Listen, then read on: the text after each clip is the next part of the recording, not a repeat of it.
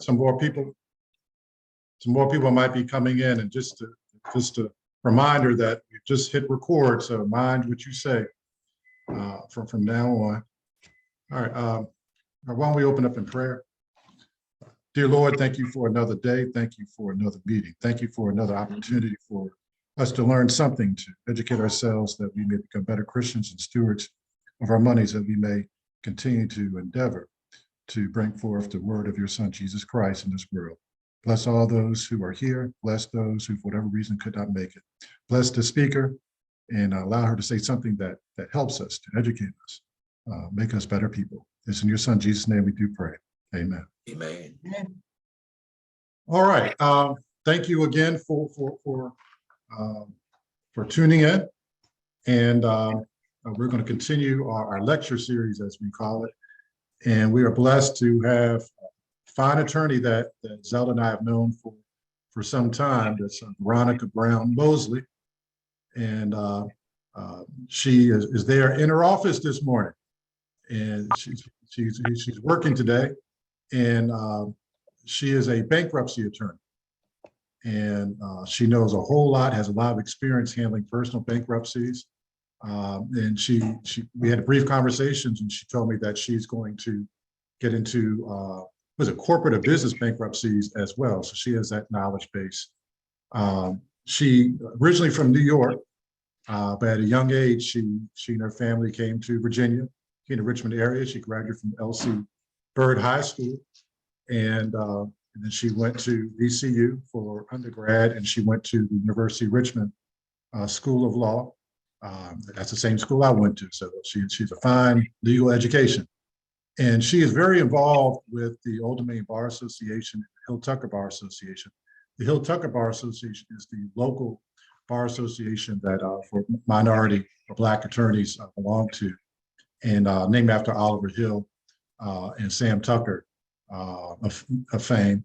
And she's also involved in the Old Dominion Bar Association, and at some point soon, she's probably going to be president of the Old Dominion Bar Association, I would suspect. So, and that's the statewide bar association for Black attorneys. But she's a fine attorney, and she's an even better person. If you talk to Veronica, she's always going to have a good smile and a good laugh and have a good time with you. But she's married, and she has 2 teenage children, a young man and a young lady. And she says that one of them, her daughter, is going to try to follow in her footsteps and be an attorney herself. Her son wants to be a doctor. There's no hope for him, but Zelda's looking at me. But without further ado, it's an honor and a pleasure to introduce Attorney Veronica Brown-Moseley. One more thing. Oh, wait, my wife says one more thing. She volunteers with 3rd Street Bethel with the Bethel Center, helping us get wills and power of attorneys for our members. Yeah, yes, absolutely. And thank you for doing that. Mm-hmm. Good morning, everyone. Thank you all so much. Thanks for the introduction, and thank you so much for giving me the opportunity to join you this morning. So I'm going to start off just by sharing a little bit about how I ended up in bankruptcy practice. Then I'll provide an overview of how bankruptcy can be a very powerful resource in resolving debt and helping individuals with regaining financial stability. And of course, answer any questions that anyone may have along the way or at the end. So I went to law school with the intention of being a lawyer to save the world one client at a time. I knew that I wanted to use the law in a way to help people, but I had no real concrete plans for how I would actually accomplish that. I never even met a lawyer prior to attending law school. So I attended a networking event at the law school, and I met a bankruptcy attorney. I told him about my big pie in the sky dream of saving the world one client at a time. And to my surprise, he told me that, like, hey, he saves the world for regular everyday people every day through bankruptcy. So I interned at his firm during law school. And since that time, which is now over a decade ago, I've devoted 100% of my practice to helping individuals and improving their financial circumstances through the use of bankruptcy laws. I'm able to use the law in a way that makes a very real, tangible difference in the lives of people by stopping foreclosures so that people are able to protect their homes, stopping repossession so that people have transportation to get to and from work, stopping garnishment so that people are able to keep their hard-earned money from being taken away by their creditors, and really just helping folks with eliminating or restructuring a wide variety of debt to help people with getting the relief and not being burdened by overwhelming debt, and really being able to just move on with their life and accomplish their overall financial goals. So that's it about me. Now we'll talk about bankruptcy, the facts, the myths, and what I think everyone should know about the subject matter. So bankruptcy definitely gets a bad rap. It's a kind of scary word. No one wants to file, no one other than me, of course, wants to even talk about it. However, despite its reputation, it's a very commonly used financial tool. Businesses, individuals, lots of folks use it. It's more popular than most people think.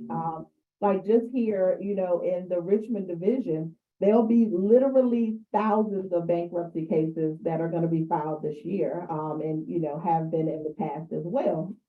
And it's really one of those areas of the law that actually gives regular everyday people the upper hand against big business and big corporation, which is just usually not the way the law works, or not the way it plays out with those power dynamics. But in bankruptcy, it actually is.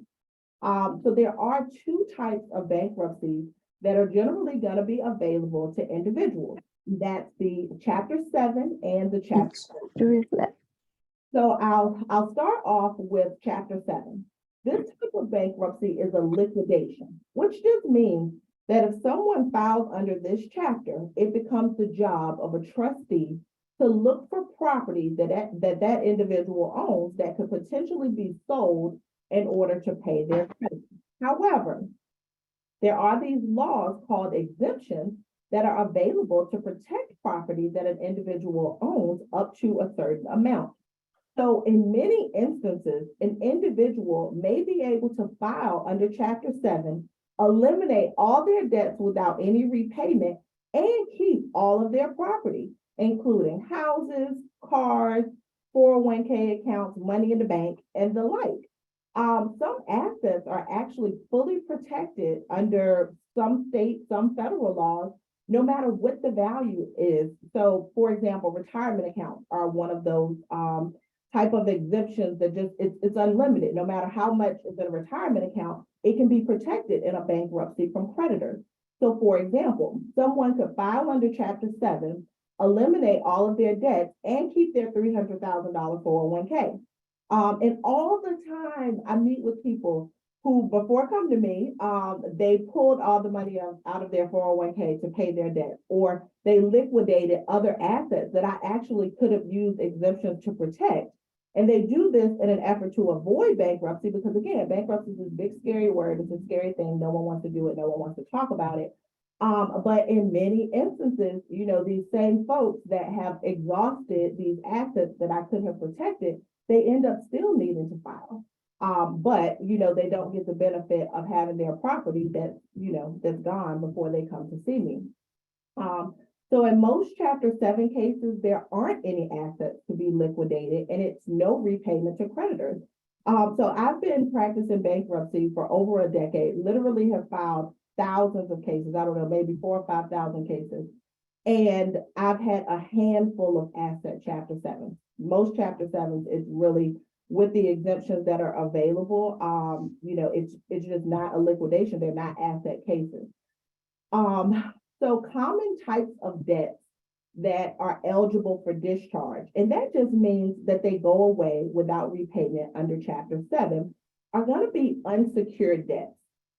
So an unsecured debt is a debt that is not attached to any property that an individual owns. This is going to be a debt such as a credit card bill or medical bills, a personal loan, utility bills, payday loans, cash advances, internet loans, some older tax debt. All those things are going to be unsecured and potentially able to just be eliminated without any repayment at all under Chapter 7. Chapter 7 is not super helpful for secured debt. And secured debts are debts that are attached to property. So that's going to be like a mortgage loan that's attached to a house, a vehicle loan attached to a car, a truck, a furniture loan attached to furniture, a tax lien that's attached to property. In most of those instances, if an individual does want to keep the property that the debt is attached to, they will still need to make those loan payments even after the Chapter 7 is filed. So in those cases, their unsecured debt, such as the credit cards, the medical bills, all that stuff will go away without repayment, but that individual will still need to make the mortgage payment. They'll still need to make the car payment if the desire is to keep the house or to keep the car. So that's sort of just like a summary, overview of a Chapter 7 bankruptcy. The other type of consumer bankruptcy is going to be Chapter 13. And this type of bankruptcy is not a liquidation. So there's never going to be the risk of a property loss or, a trustee looking to see if there are assets that can be liquidated. In Chapter 13, an individual will keep all of their assets without regard for how much the assets are worth. Chapter 13 is more of a consolidation in that an individual will make one payment each month and it will cover all the debts that they have. In most instances, the debts don't actually need to be paid back in full. So people often find that the monthly payment that they would make in a bankruptcy to cover all of their debts is usually significantly less than the amount that they were paying outside of bankruptcy. Chapter 13 can also help with a wider range of debts than Chapter 7. So Chapter 13 is still able to help with the unsecured stuff, so the credit cards, the medical bills, the utility bills, but it can also provide protection and help with resolving secured debts as well. So that would be things like mortgage arrears, if someone's falling behind on their mortgage, or vehicle loans, furniture loans, tax liens, those sorts of things that Chapter 7 really just doesn't help with. Chapter 13 can provide assistance. So this type of bankruptcy is generally going to be the preferable chapter for people who have assets that exceed the value that we would be able to protect with the exemption. Also, this would be the preferable chapter for higher earners. So there are income restrictions that can cause some higher earners to not actually be eligible to file under Chapter 7. In those instances, Chapter 13 can allow those individuals to restructure their debt, protect all of their assets, and still get a fresh start. And in many instances, get that fresh start without actually repaying all of the debts in full. So if someone, say, is behind on their mortgage, under Chapter 13, we're able to develop a plan that will help them catch up on the mortgage payments over a 3 to 5 year period and stop the mortgage company from being able to proceed with the foreclosure. If someone has fallen behind on their vehicle loan payment, Chapter 13 can stop a repossession and even get back a vehicle that has recently been repossessed. So as long as an individual were to file the Chapter 13 before the vehicle was actually sold, the bankruptcy could actually get the vehicle back. And in some instances, Chapter 13 can even lower the amount that an individual has to pay back on their vehicle loan.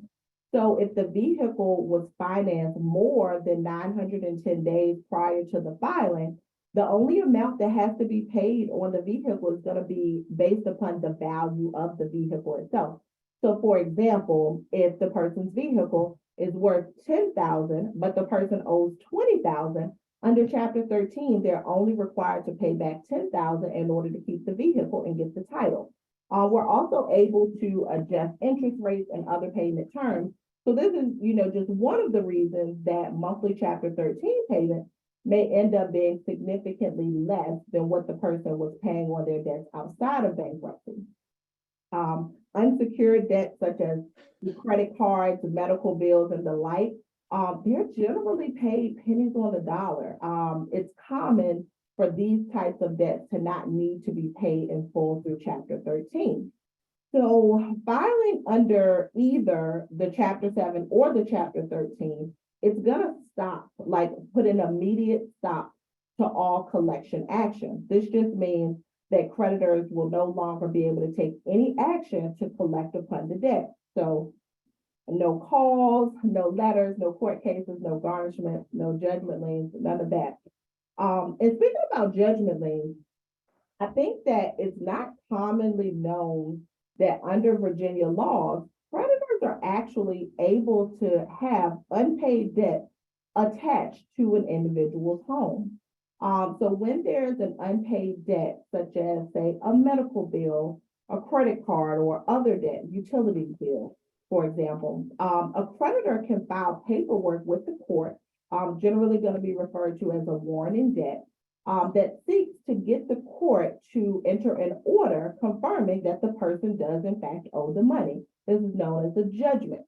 So if that judgment is entered in the general district court, that creditor can then take that judgment and have it recorded as a lien against the individual's house. So this would be a lien that would, say for example, I think it's common knowledge for people to recognize that their mortgage loan is attached to their house. But the thought of, having a medical bill attached to your house is just unheard of, but it's actually a thing under Virginia law. Also, if the judgment is entered in the circuit court, the creditor doesn't even have to take that extra step of recording it. The debt is just automatically attached as a lien to any real estate that the person owns in the city or the county where the court is located. So filing bankruptcy would stop this sort of action, prevent the creation of a judgment lien on real estate, as well as, stop all sorts of other actions. No warning debts, no garnishment, other things that creditors may be able to do to attempt to collect.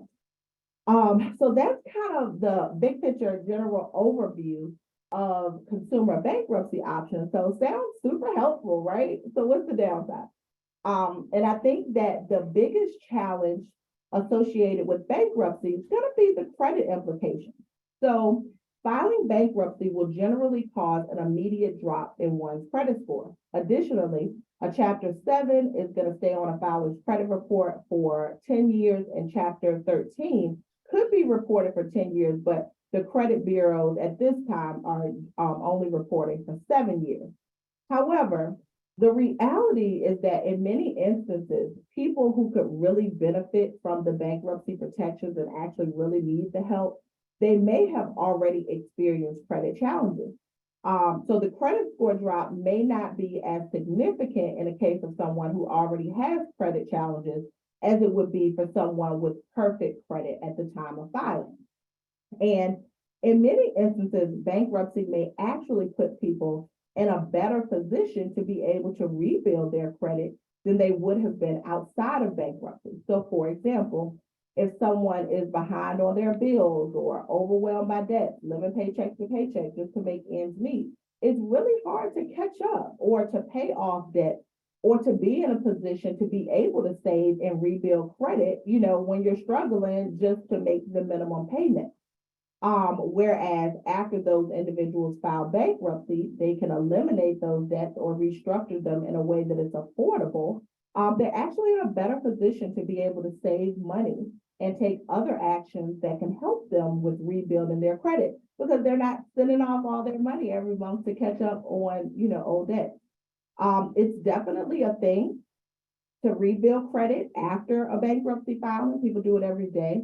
The most important thing is really going to be not getting new debt that will report negatively after filing, and then establishing new lines of credit that are used responsibly and paid on time. So the same sorts of actions that an individual would take to rebuild credit outside of bankruptcy, that's the same thing they would do if they're in bankruptcy or after they filed a bankruptcy. They want to obtain a new line of credit, something that's going to be able to report positively each month. So a secured credit card would definitely be a good starting place. With a secured credit card, an individual would put down a deposit that is generally going to be equal to or similar to the amount of the line of credit that would be extended to them, and they want to use it every month. Don't max it out. Don't use more than about 30% of the available credit. And you can use it for things that you have to buy anyway, like gas or food, and pay it off each month. That's a good way. Also, obtaining a vehicle loan and making sure that the payments are made on time. That's something that will help to rebuild credit over time. Also, a mortgage loan. So it's possible to purchase a home after a bankruptcy filing. The FHA guidelines actually speak to home financing after bankruptcy. So for Chapter 7, there is generally going to be a 2-year wait from the time that someone files Chapter 7 to the time that they qualify for an FHA mortgage.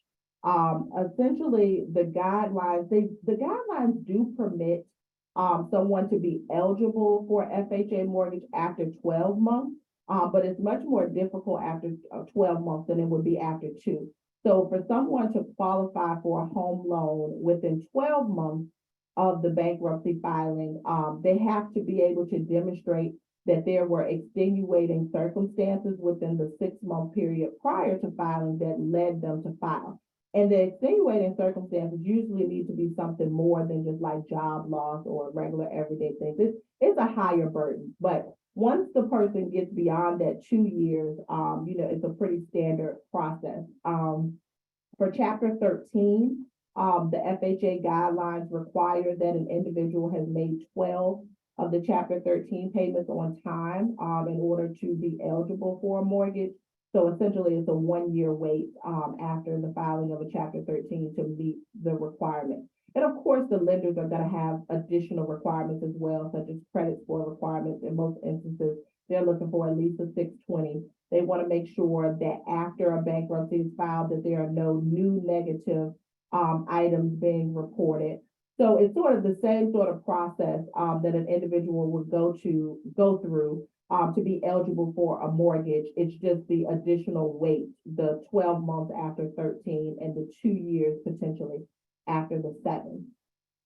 But I mean, I think that that's probably the biggest, the credit implications, probably the biggest downside of the bankruptcy filing. Other than that, it really is a lot of positives and, definitely helps folks all the time with, just restructuring, eliminating debt, and getting peace of mind, not struggling through and, dealing with overwhelming debt.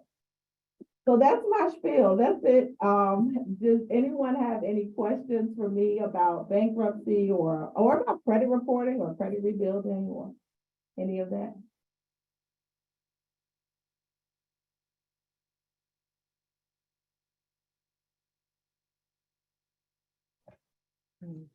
Yeah, can you talk about the actual bankruptcy process when somebody files for bankruptcy? What is happening? Mm-hmm. Yes. So the bankruptcy process, most of the work actually goes into the preparation to file a bankruptcy. So making sure that we have gathered enough information to accurately complete the schedules and to really assess someone's financial circumstances to determine which chapter, if any chapter, would be most beneficial to them. So it's generally going to involve a very deep dive into a person's financial circumstances. So we would want to disclose all of the property that an individual owns. We want to disclose all of the income that an individual has received. We'll talk about and disclose expenses. We'll have it's a lot. So the schedules that are filed for someone to actually file a bankruptcy, it's usually, I would say, between 60 to 80 pages of paperwork. But of course, here at Financial Freedom League, we make the process very streamlined. We complete all of the paperwork. We essentially will ask a person questions, gather documents, gather information that helps us to put those schedules together. And then we file everything with the court electronically. So once at the very minute that electronic filing occurs, that person then has the bankruptcy protection. And that means that at that moment, their creditors are no longer able to take any action to collect. So I mean, it could be a quick turnaround. I mean, we could, get cases filed the same day that we meet with the person if it's an emergency situation and we need to. And then once the actual filing happens and the person is in the bankruptcy, they will generally, within about 30 to 45 days from the date that the case is filed, they'll have a meeting with the trustee. At this point, it's all telephonic. People don't even have to go to court anymore due to everything with COVID. The meeting is actually over the phone. And that's an opportunity for the trustee, who is the person appointed by the bankruptcy court to administer the estate. So generally, I tell people it's the lawyer on the other side. And that person will, if it's a 13, that's the person that will collect the payments, that will disperse the payments to all the creditors. If it's a Chapter 7, that will be the person that will be responsible for making sure that there are no assets that need to be liquidated. But the trustee meeting itself is, very standard. I would say I tell people to plan for about an hour, but the meeting itself usually takes about 2 minutes. Most of the time, people are just waiting for their turn to be called. And then after the trustee meeting, it's really not much to do. If it's a Chapter 7, it's just a waiting period. The discharge will usually be entered in about 2 months from the date of that trustee meeting. So a Chapter 7 generally is going to be no more than about 3 or 4 months from start to finish. And the discharge is when the person is no longer obligated to pay the debt. With Chapter 13, once we get past that trustee meeting, there'll be an opportunity for creditors or other parties or interests to object to the plan, which essentially they're asking the court to not approve the plan if the plan isn't in compliance with certain requirements of the bankruptcy law. In most cases, there are no objections. And in the cases that there are objections, we're generally able to resolve them. It usually maybe the creditor or the trustee just wants additional information, or maybe there are changes that need to be made to the plan. Once the plan is confirmed by the court, and that's the approval process, pretty much the stamp of approval from the bankruptcy judge.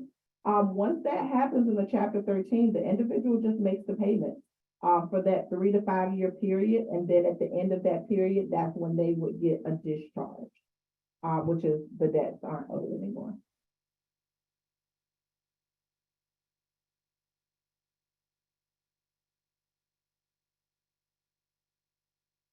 Any other questions? I don't want to be the only one asking questions. We can, actually there is The a, hand raised. is that you, Helen? You're on mute. Good morning. Yes, maybe you answered it, Veronica, but I can't understand what's the difference between the Chapter 7 and the 13. Does that mean how much I would owe, or is it the amount of my assets? Yes. So which decides which one to have, the 7 or the 13? Thank you. Yes, that's a great question. So the main difference between the Chapter 7 and the Chapter 13 is that one is generally going to require some form of repayment. That's the Chapter 13. So in that type of bankruptcy, an individual is going to make one payment each month over a 3 to 5 year period to cover their debt. With Chapter 7, there is generally not going to be any repayment of the debt. So there are no monthly payments. Most of the debt, unsecured debt, which would be like credit card bills, medical bills, utility bills, those debts generally just go away without any repayment. And then an individual would continue to make their secured debt payments if they want to keep the property. So they would continue paying their mortgage, their car, those sort of things, but it would not be through the bankruptcy itself. So a Chapter 7 is generally only going to last about 4 months from beginning to finish. A Chapter 13, an individual is going to be paying over a period of 3 to 5 years. And that one payment would cover all the debts that they have. In most instances, the factors that help us to determine which is the best option or the more preferable option between Chapter 7 and Chapter 13, it really is going to be based upon what types of debt the individual has, and which bankruptcy is going to offer the most protection. So, for example, if an individual only has unsecured debt, so they only have credit cards, medical bills, other debts that are not attached to any properties that they own, then Chapter 7 is probably a good option. It enables them to just wipe those debts out and move forward.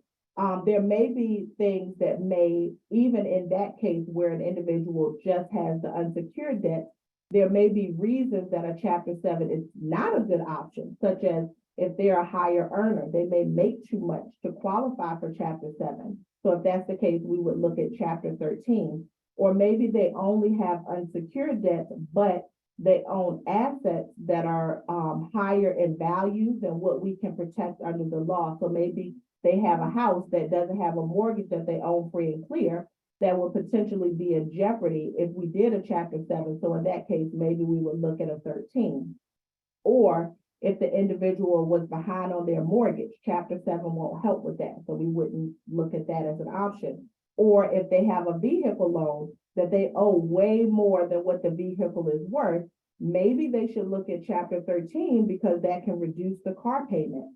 So we just kind of look at the types of debts that an individual has and help to play it out. Like if a case were filed under Chapter 7, this is what would happen. If it was filed under Chapter 13, this is what would happen. And really kind of how it breaks down in most instances is if an individual has secured debts, if they're, have a mortgage, have some equity in their house, or maybe they are behind on their mortgage, or they have an auto loan, maybe they have tax debt. Generally debts that can't be resolved in Chapter 7, then Chapter 13 is usually going to provide the person the most benefit because it will help them to deal with things that are just not resolved under Chapter 7. But what we do is we offer a free consultation. And we do that over the phone or in person. So pretty much how it will work is someone would just call me. They would say, hey, I got these issues going on. I'm, thinking about maybe resolving these debts through bankruptcy. I would complete a free consultation with them that usually takes about an hour and a half. I'll pull a credit report. I will take a look at income information. I'll look at property that's owned. We'll talk about expenses, and then I'll be able to tell them, if you filed under 7, this is what it would look like. If you filed under 13, this is what it would look like. And like 9 out of 10 times, people are very happy. Like they're like, what? Are you serious? That's all I have to pay? So that's it. I hope that answers your question. If not, I'm definitely happy to provide a follow-up answer. Well, you did a very good job. Thank you for clearing that up. That was very clear when you explained it. Thank you very kindly. Thank you. What's your phone number for the free consultation? So the number so my firm is named Financial Freedom Legal, and the phone number is 804-FREEDOM. Okay, Freedom. I would like to follow what you were saying.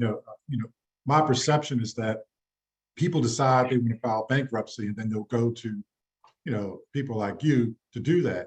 And you mentioned earlier in your presentation, somebody came to you and they had liquidated their entire 401k, and you were like, wait a minute, we could have helped you. So assuming that people who are planning for bankruptcy have been in some issue for some period of time, at what point in this process should people reach out and get help? And if they reach out and get help, what things short of bankruptcy do you recommend or give advice on?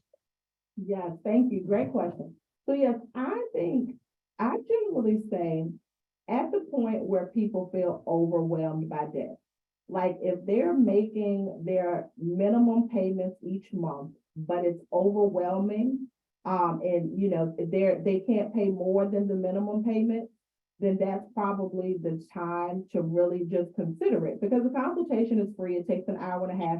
It really just gives folks the opportunity to know what the options are so that they can make an informed decision about whether or not it's right for them.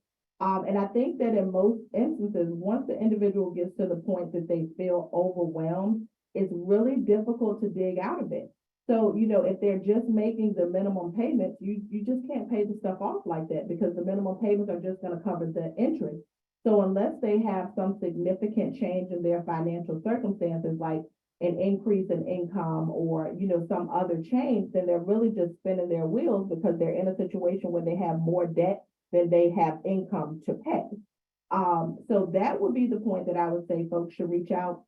If they're at the point where they have fallen behind on, like they're not making the minimum payments, they've fallen behind on stuff, or they're getting collection calls or warrants and debts, that sort of thing, definitely, reach out, because, we know what happens then. It's going to turn into a garnishment or a judgment lien or these other sort of, foreclosures, repossessions, these things that are really preventable, that I often find that when folks call me is when it's like, the car has been taken, or, the judgment lien has been entered and now, we don't have as many options as we would have had before we got to that point. So I definitely, recommend reaching out sooner rather than later, just so an individual can know what the options are. And there are some instances where maybe bankruptcy isn't the right option, so there's certainly times where I talk to folks and it's like, no, the better option here would be a reverse mortgage. So, let me refer you to Housing Opportunity Made Equal, and they can talk to you about, that, or maybe the better option is to explore a loan modification with your mortgage company. Or maybe the better option here is to consider, a second mortgage, or, there's certainly going to be some instances where bankruptcy may not be an ideal option or the best option to deal with debt. But I would say that that's usually the rarity. In most instances, when someone calls and, they have fallen behind or they're overwhelmed with debt, they are generally relieved once they know the options, because it's like, wow, I didn't realize it was that easy, or I didn't, think that it was so, like, peace of mind was so obtainable. Donna, your hand was up before, but I see it's down now. Did you have a question? Yes, I do. I was trying to rethink my question, but does it make a difference whether someone is working or retired? So not necessarily. The income would always be something that is taken into account. So for the purposes of Chapter 7, income could potentially be a disqualifying factor. And that could be whether it's retirement income or income that an individual has from working. If we're under the context of Chapter 13, income can also be a factor in determining what percentage of the debt an individual is required to pay. And that would be, without regard for whether it's retirement or income that a person has from working. So in some instances, higher earners, if an individual, say, if their income is above the median income for their household size, and that, whether it's retirement or income from working, that can impact how much of their debt they have to pay. So if an individual's income places them above the median for their household size, and to give you an idea of median, so for a household of one, that's probably about 70,000, a household of two, somewhere around 85, a household of three, about 95, a household of four, maybe, I don't know, 120, something like that. But once they're over those amounts, then there are certain, we call it the means test. Is actually Form 122C, but it's a different form that we would have to complete in order to determine what percentage of the debt has to be repaid. Social Security income, however, is it's completely protected from creditor collection. So that's a source of income that we would have to disclose, but it's never going to be a part of the consideration in determining what percentage a person has to pay. And it's never going to be a type of income that would disqualify someone for filing under Chapter 7. So we list it because we have to disclose it, but it's not actual, it's almost like it doesn't exist for the purposes of the bankruptcy determination. Are there incidents where checks might have to be garnished in order for them to get their funds? I'm so sorry. I think I missed the beginning of your question. Oh, I was just wondering whether there's an incident. Oh, I hear an echo. If there's an incident where checks might have to be garnished in order for them to get their funds. Got it. So are you, it's like through the bankruptcy case? Okay.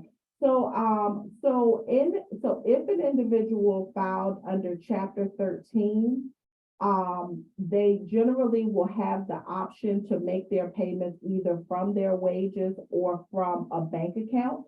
So there's a system, a TFS is a third-party vendor that accepts payments on behalf of the Chapter 13 trustee. So once an individual enters into a Chapter 13, they generally will have the choice in whether they want it to come from their wages or whether they want it to come from a bank account. As far as garnishing their wages, that is not a thing after a bankruptcy is filed. So garnishment, can definitely be a way that creditors are able to collect money before a person files. So how the process will work in Virginia generally will be the creditor will file a warrant in debt or some other paperwork with the court that says, hey, court, this person owes me this amount of money. And then if the court determines that, yes, that person does in fact owe the money, then they will enter a judgment against that person. And then once that creditor has that judgment order, they can then file a garnishment summons that enables them to collect those funds directly from someone's paycheck. They will be able to collect up to 25% of their disposable earnings. They can also issue the garnishment to a bank account, which would freeze all of a person's funds in the account up to the amount that they owe. I know you would think it should be legal. You're like, wait, what? They can do what?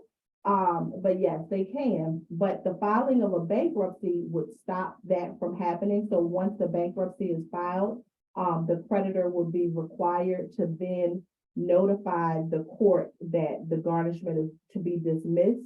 And then the employer would be notified or the banking entity would be notified.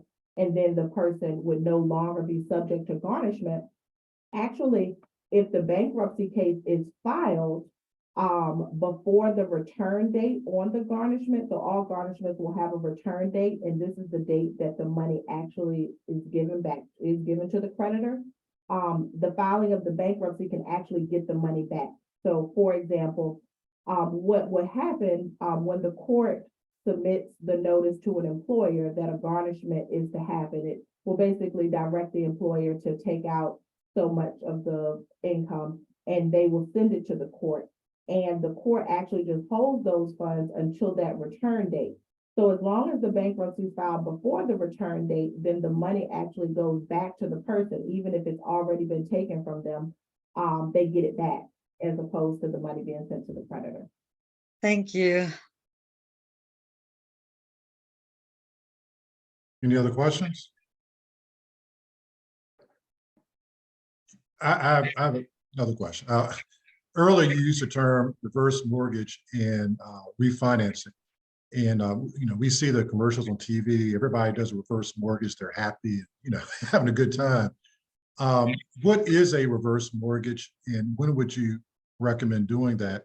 And also, do you recommend refinancing the equity in your house? Do you recommend trading that for your debt? So what are the pros and cons of changing the debt unsecured and refinancing your house or taking a equity loan out your house to pay off your debt? Got it. Thank you. Great question. So with reverse mortgages, I don't know. I mean, I think that they're good sometimes. If a person really doesn't have the ability, I don't know. I've torn. I definitely have mixed emotions. I think that there are some instances where reverse mortgages are very helpful and they enable people to continue to live in their home and to, protect their assets, while they're living. It's a great option for some folks. I guess as far as the question about whether or not it's a good idea to do the home equity line or the refinance. I don't know. I really actually am of the opinion that people should probably explore bankruptcy as an option before they take out a second mortgage to repay debt. Because it may be, and it's exactly what you said when you said turn unsecured debt into secured debt. So people may have debts that they owe, such as, medical bills or credit cards or other debts that are not attached to any property that they own, that can actually go away without repayment in some instances, under bankruptcy, or where they could be in a situation where they pay back a minimal amount of that, which, can definitely in some instances be preferable to taking out a second mortgage. And now, they use the funds to repay debt that they wouldn't even be required to otherwise pay. And now they have a lien that's attached to their house that has to be repaid. If they come back to bankruptcy later, we may not be in a position where we can get rid of that debt at that point because it's a lien on the house.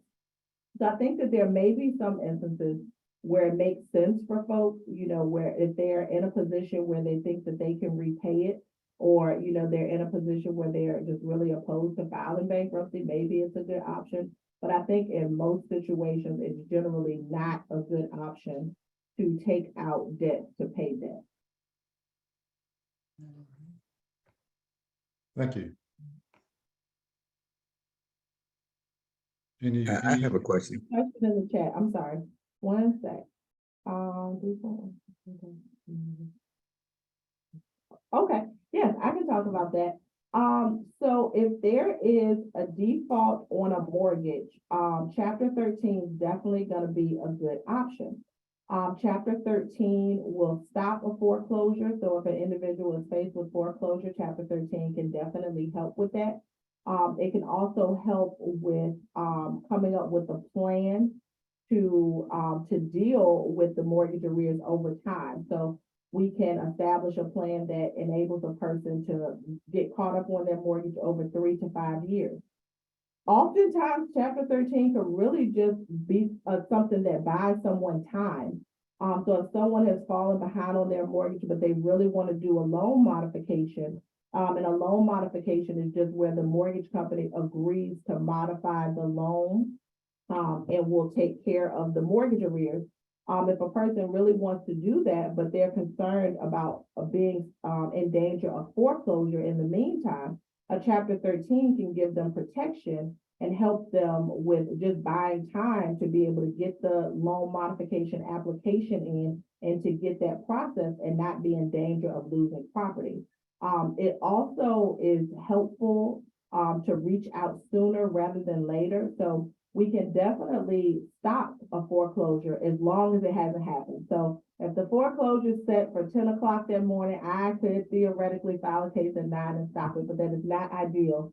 We don't, want to get to that point. Also, it's just more expensive for individuals to get to that point, because the reality is once someone falls behind on the mortgage, if once the mortgage company decides that they want to take action, they're hiring a lawyer to do that.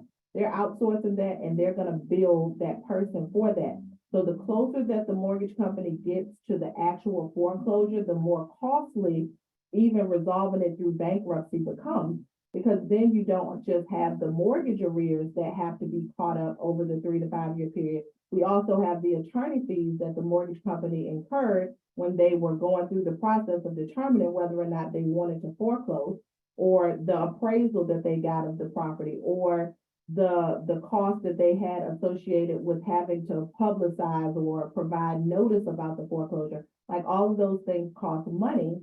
So essentially, the sooner that a person reaches out and gets the bankruptcy protection, the better of a situation that they are in to not incur unnecessary costs or expenses or legal fees that their mortgage company would incur.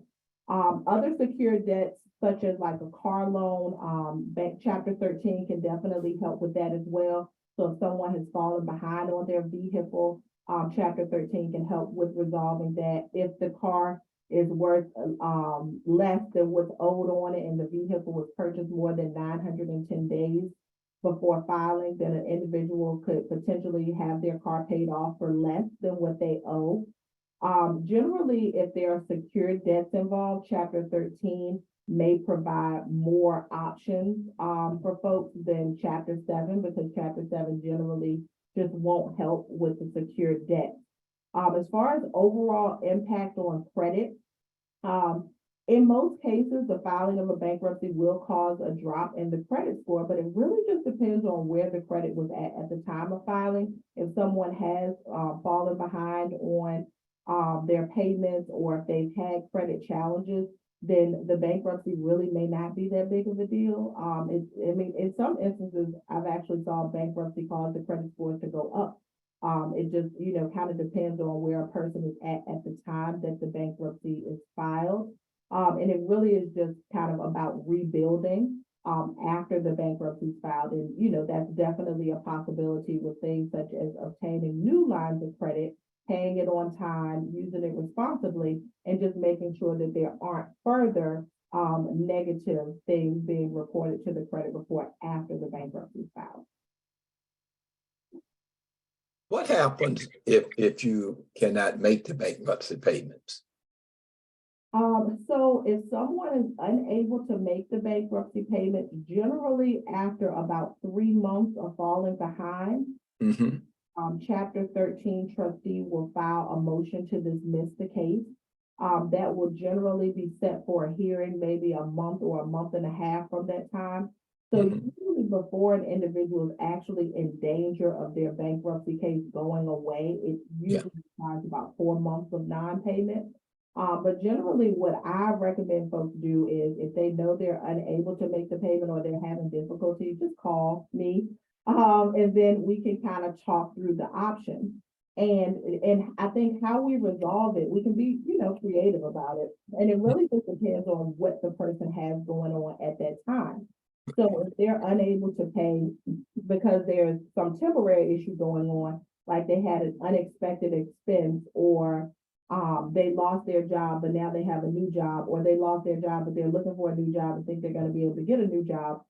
If it's not a long-term problem, if it's something that we think within a few months, we can get things back on track, we have the option to modify their bankruptcy plan, which means essentially the terms that we set up initially. At any point, we can change them.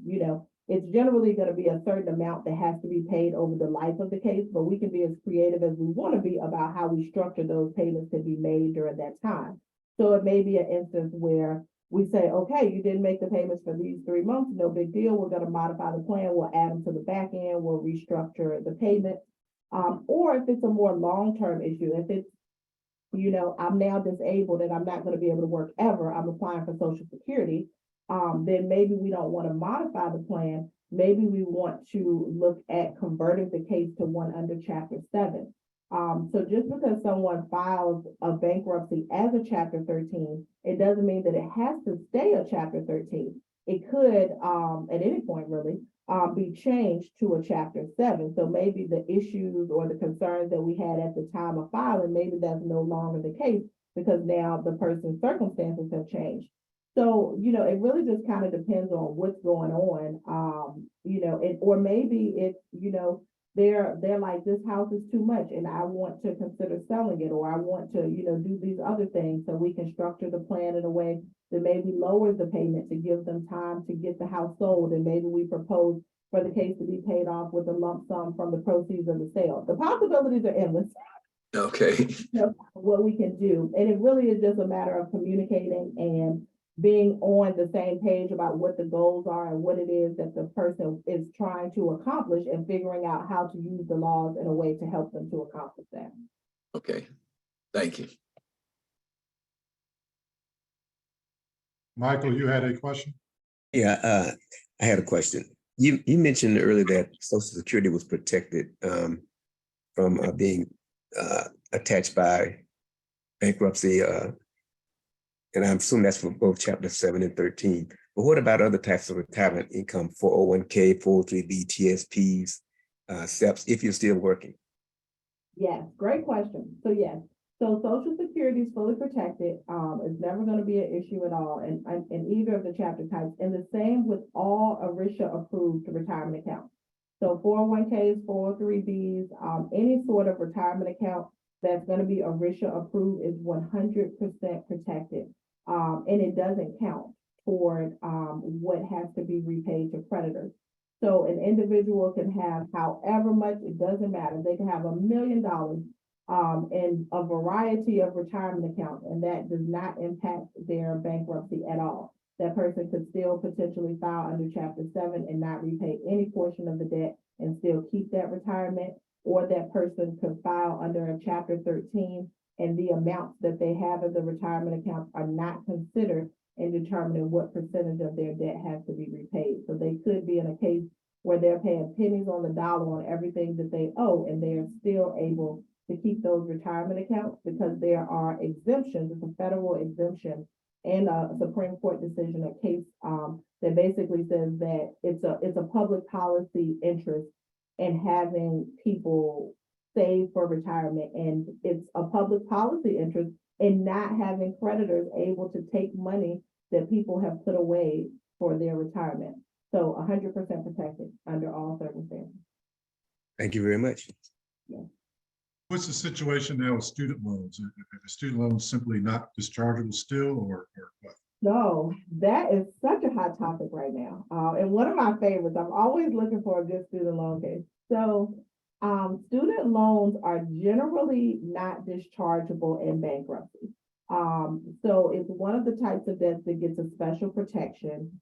And in most instances, they're not going to go away. The bankruptcy code uses language that says that in the event that there's an undue hardship, that it can go away in bankruptcy. But the problem is Congress did not define what undue hardship means.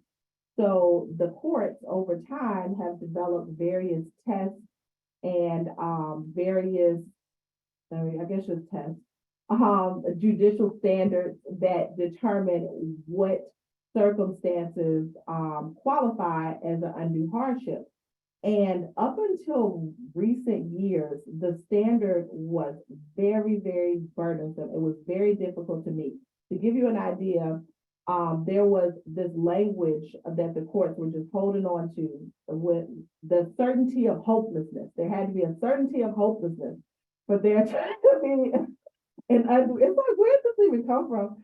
And to give you an example of how difficult of a burden it was, there is case law in the Fourth Circuit, which is where we are, where the courts have found that there was not an undue hardship, not a certainty of hopelessness in a case where a lady was permanently disabled, only received Social Security income, and literally lived in a shack in the woods with no utilities, didn't even have running water. And the court said, well, she qualifies for IBR payments, and it looks like her payments would be zero under IBR. So we don't think that she can meet the prong to demonstrate that not discharging it would create an undue hardship on her. So we find that she did not meet the standard. And I'm just like, well, if she doesn't meet it, no one will ever meet it. But there has been a change. We saw a shift within the past couple of years, not necessarily here within the Fourth Circuit, some stuff in the Fourth Circuit, but mostly in other circuits, where courts were saying, no. This test is antiquated. This is not the test that we need to apply, and nothing says that we have to apply this test. Or they became more flexible in their application of the prongs of the test. So we definitely saw a shift in the past couple of years with courts being more willing to discharge that student loan. So we've had a couple of cases in Virginia recently where student loans have been discharged, where folks were able to meet the requirements of the test, but it's still not an easy test. Then a few months back, the Biden administration actually changed, they created this procedure through the Department of Education that provides criteria for instances where the student loan creditor would not oppose it. So essentially saying, we don't need to have the courts to apply this test in every case. we're gonna self-govern. The government, Department of Education is gonna have criteria that says, in these instances, we are not going to oppose the debt from being discharged, which essentially means that right now, theoretically, if someone were to file bankruptcy and we believe that they meet that criteria, it's a form that we can fill out that has been created by the Department of Education, an affidavit, and we would submit that. And as long as that criteria is met, then the Department of Education won't actually oppose the student loan discharge. So therefore, we don't have to litigate about whether this person meets this judicially created test. So there was a case in Virginia, in the Eastern District too, in Alexandria a couple months ago, where the court did discharge debt, where the student loan creditor Department of Education did not oppose it, but it's still new, and we're going to see how that thing plays out. So the answer is, in most cases, student loan debts are not dischargeable, but the law is changing slowly, but it's changing. And there are more and more instances that we are seeing where student loans are being determined to be discharged on bankruptcy. What's your best guess as to what the Supreme Court's going to do with the case of the loan forgiveness, Biden's loan forgiveness program? What is your professional opinion on that? I am hopeful that the Supreme Court will uphold it, because I just think it's going to be absolute madness if they do not. So, I mean, I don't know. I mean, I really don't know. I mean, did he have the authorization to do it? I think so.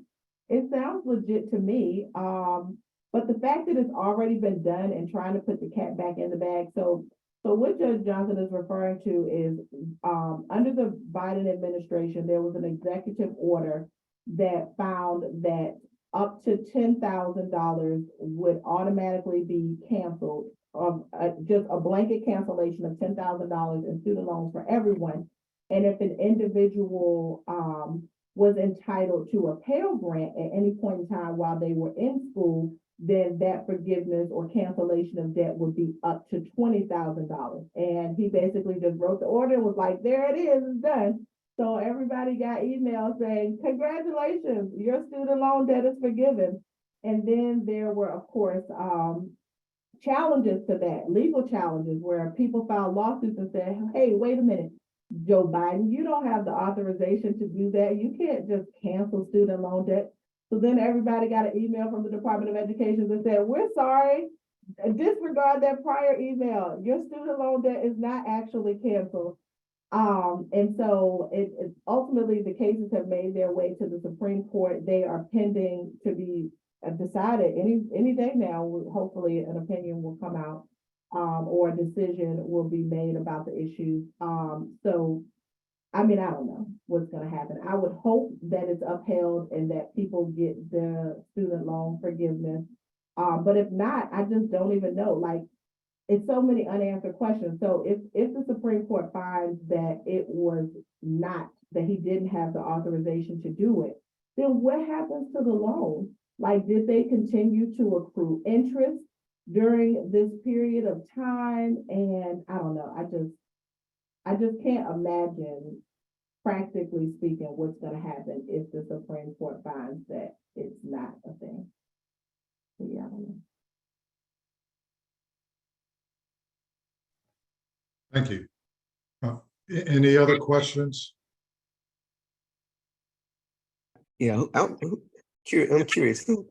I'm sure there are a lot of entities that have some interest in the student loans being forgiven, but what the majority, I think, involved interest will be the federal government itself, because they have a huge stake in federal loans. There are other entities, but who challenged this law or executive order by President Biden? Was it a lot of entities or the federal government, some other portion of the federal government that did so? So I'm so sorry. I can only hear bits and pieces. I didn't hear the whole question.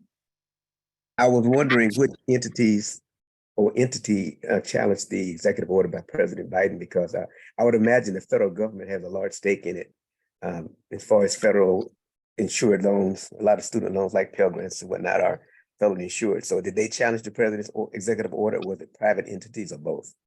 Got it. Yes, good question. So I think it's a combination of people that are opposed to it. So I think one, it comes down to the fact that our politics are just so polarized now. So you have some people that are gonna oppose it just because it's, issued by a party that's not their political party. But I think that sort of the argument, or I don't know, the variety of arguments against it is just, does he have the authority to spend in this manner? And, what are the long-term implications for everybody else in the economy if this is actually upheld? So, in the event that these student loans are forgiven, essentially who's going to pay for this? And, is it fair that everyone else has to pay, for this cancellation of debt?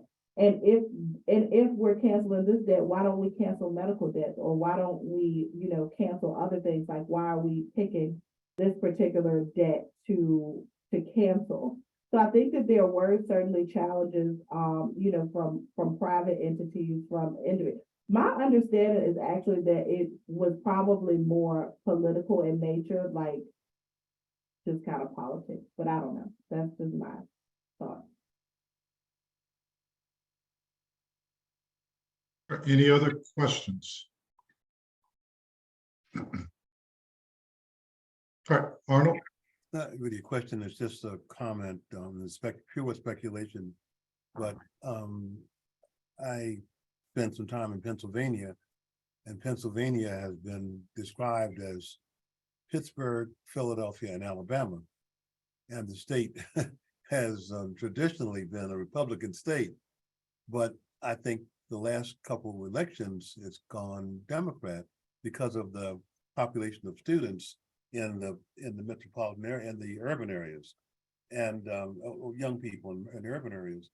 So if Biden managed to get student loans canceled, his popularity, the likelihood of him getting a vote from having taken that step, I think is increased. And I think the Republicans would take gas if that happened. And I got a feeling that part of the motivation that our brilliant presenter referred to, the political motivation, is that it might be a boon for the Democrats if that got through, and they got votes that were undecided, for example. So I'm just following up on her comment. Yeah, I agree. That's a great point. I mean, yeah, definitely political. I think more political in nature than anything else.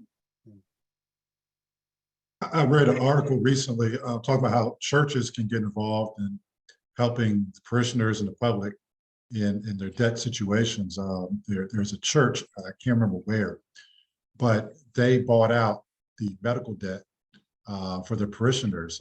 And what the article was saying is that if you owe $10,000 to a hospital and you're not paying, then at some point the hospital is going to want to take you to court, do collections, but they're a hospital. That's not what they do. So they sell that debt to these credit the companies that all they do is collect debt all around the country. And so I don't know how much, but it's pennies on the dollar. So the third company will pay for that $10,000, just make something up, to say $1,000. The hospital's happy to get that because they know they have something in hand. And then that, so the company then has $9,000 of incentive to go out and collect on you. So what this church is doing is they'll just pay the $1,000. So they're paying out, through funds they raise, their tithes and offerings. And it's a big church, but they gave a figure in the article, can't remember how much, but it's an impressive amount of medical debt that the church has taken on. And it's seen as a way that churches in the future can help out the community. That's awesome. I had not heard about that, but that's so awesome. I'm so happy that they're doing that, because it's really terrible. You bring up such a great point. I didn't even talk about it in my spiel today, but the debt buyers are really the problem. So, the medical companies, other companies, they're not in the business of collecting debt. So they essentially will do what's called a charge off, and it's horrible what happens to people. So they will decide that they're not going to collect on the debt anymore. That they're not a debt collector. They're in the business of helping people heal the sick. So they will charge it off. So people, they basically stop collecting. They stop calling, stop sending letters, stop reporting it to the credit bureaus, and it just reflects on people's credit report as charged off. So people are like, oh, great, so I don't owe it anymore, not a big deal. But then exactly what you said happens, they sell it to these debt buyers for pennies on the dollar, and the debt buyers then go after people. And it could be, 3-5 years later, and now, people are being dragged to court for some old medical bill that they thought was charged off, or it was charged off, that they thought they didn't owe anymore because it was charged off. And it's such a big problem. It actually drives people to bankruptcy a lot. Like, I often see people who are coming in and they're like, I've been doing great, for the past 5 years. And now this, debt for this car that I had that was a lemon when I bought it, that never really worked, that got repossessed and sold for pennies on the dollar. Now they're coming after me for a deficiency. And, it's a judgment that sat there and accrued interest over years. And now, they're being garnished for it. And they really don't have any option other than filing bankruptcy to deal with this, debt that several years back for a car that they don't have, that for a debt that was charged off. Really is terrible. Yeah, I see what I do. Debt is, judgment's 20 years old, and it was $5,000. By the time it comes to court, it's $30,000 just from the interest and fees.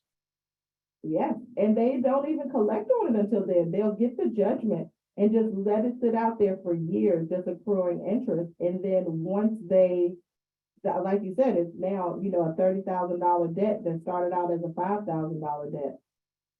It's really terrible.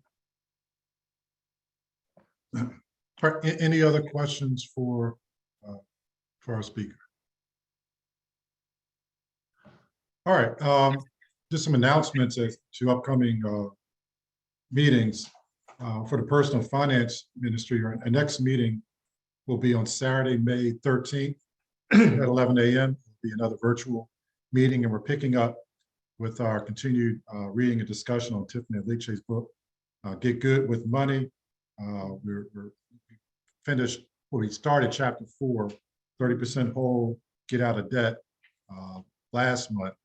And in chapter 4, she actually talks about how not to reopen those old debts, how to keep from having them reopened. So that's a good chapter to read.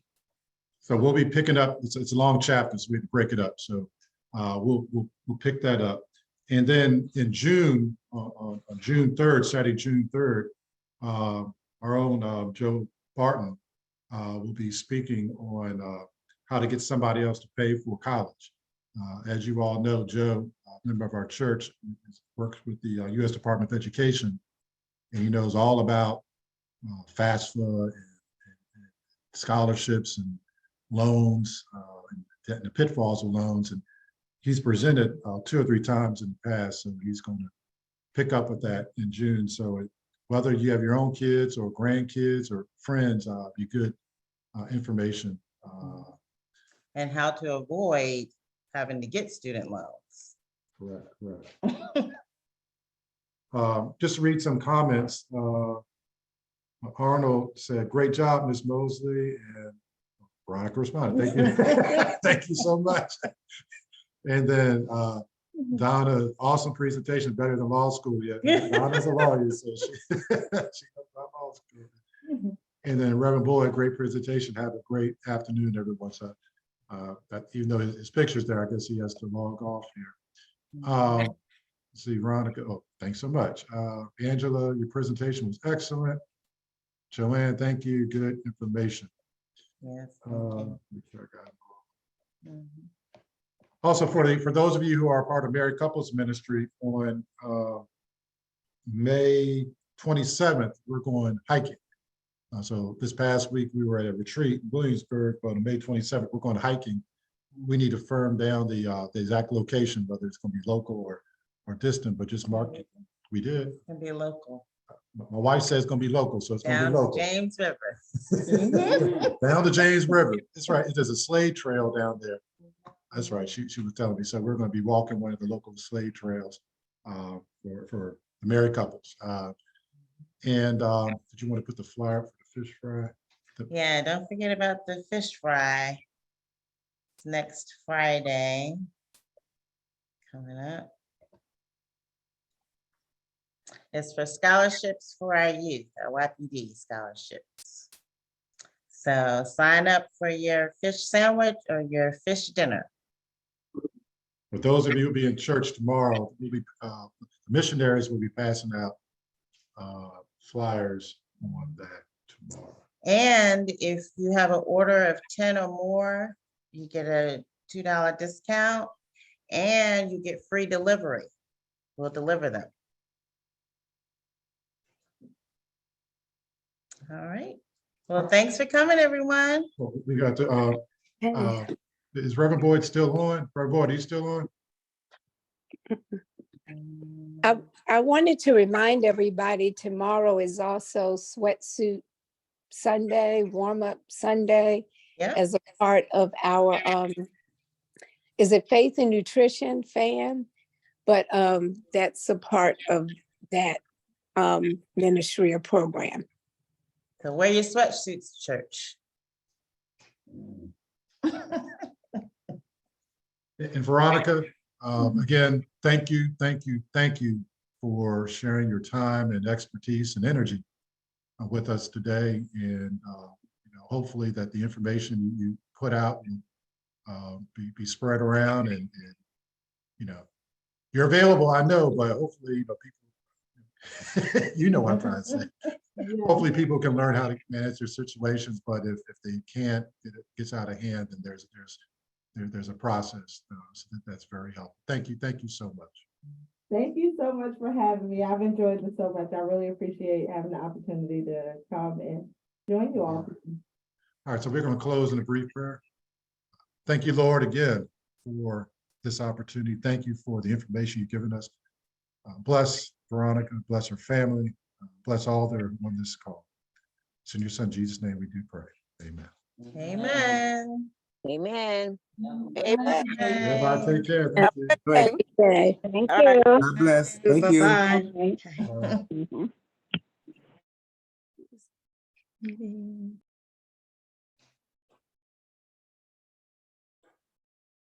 Yeah.